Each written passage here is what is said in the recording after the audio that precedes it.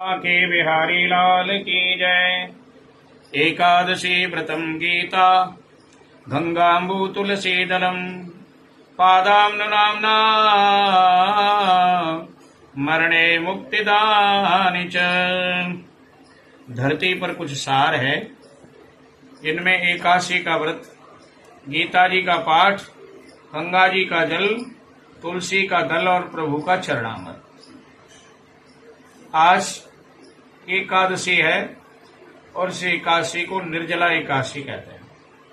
बहुत सारे लोग निर्जल व्रत करते हैं और जितने भी वैष्णव हैं उन सभी को एकादशी का व्रत करना चाहिए, क्योंकि एकादशी का व्रत धरती पर रह करके नहीं किया तो ऊपर जाकर के सभी देवता मजाक उड़ाते हैं हमारा कि पृथ्वी पर गए, भारत भूमि में जन्म लिया, फिर भी एकादशी का व्रत नहीं किया।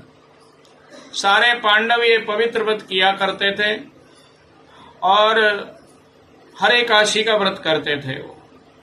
24 एकादशी पड़ती हैं, अगर मलमास को संभाला जाए तो 26 एकादशी पड़ती हैं। विभिन्न विभिन्न एकादशियों की विभिन्न विभिन्न कथाएं हैं। निर्जला एकादशी जो है उसकी कथा इस प्रकार से है। सारे पांडव भीमसेन को कहा करते थे, हे भीमसेन, खाते ही रहते हो, व्रत भी किया करो, हम सारे व्रत करते हैं, हम सब स्वर्ग जाएंगे, तू अकेला रह जाएगा। इसलिए भीमसेन को एक दिन रोज रोज कहा तो बड़ी चिंता हुई। माता कुंती भी कहती है, द्रौपदी भी कहती है, चारों भाई कहते हैं और सभी कहते हैं। तो एक दिन बड़ा चिंतित हुआ और चिंतित होकर के बड़ा मन में ये हुआ कि मैं क्यों नहीं व्रत करता हूं, मुझे भी व्रत करना चाहिए।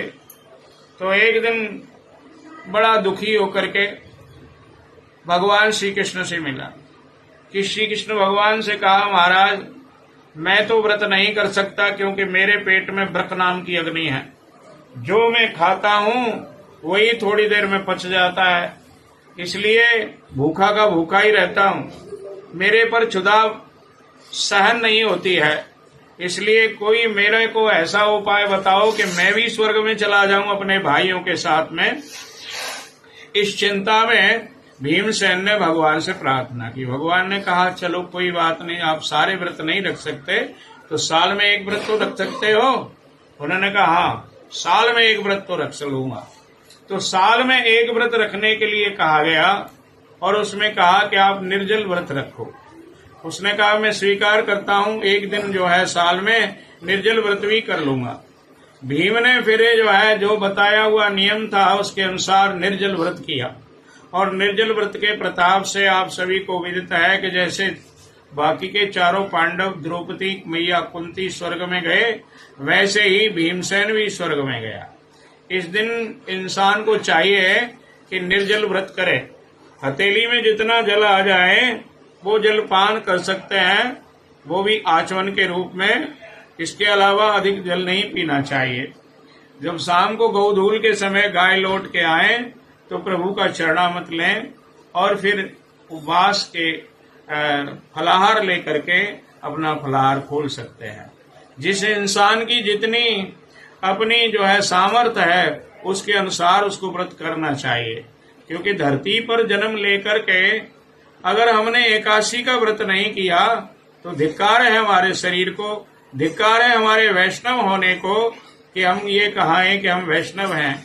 इसलिए इस दिन जल का पात्र दान करें, समय के अनुसार मिले हुए फल दान करें, वस्त्र दान करें, छाता दान करें, उपाने ब्राह्मणों को दान करें और जो है हवा करने वाला पंखा भी दान करें। इस प्रकार से जो इंसान श्रद्धा भक्ति के साथ करता है वह इंसान इस लोक में अनंत सुखों को भोग करके मरणोपरांत भगवान के श्री धाम को प्राप्त होता है। भीमसेन ने इस एकादशी का व्रत किया, इसलिए दूसरा नाम इसका भीमसेनी एकादशी भी पड़ा। जो लोग इस कथा को सुन रहे हैं, जहां तक ये कथा पहुंच रही है, उनसे भी निवेदन है कि एकादशी का संकल्प लेकर के व्रत करें और एकादशी के व्रत से संसार के सारे जितने भी पातक हैं वो सारे समूल नष्ट हो जाते हैं, इंसान शुद्ध हो जाता है। लेकिन एकादशी का व्रत करने के लिए एक बात का खास ध्यान रखें कि 5 ज्ञानेंद्रियां, 5 कर्मेंद्रियां और 11वां मन, इन पर भी नियंत्रण रखना चाहिए।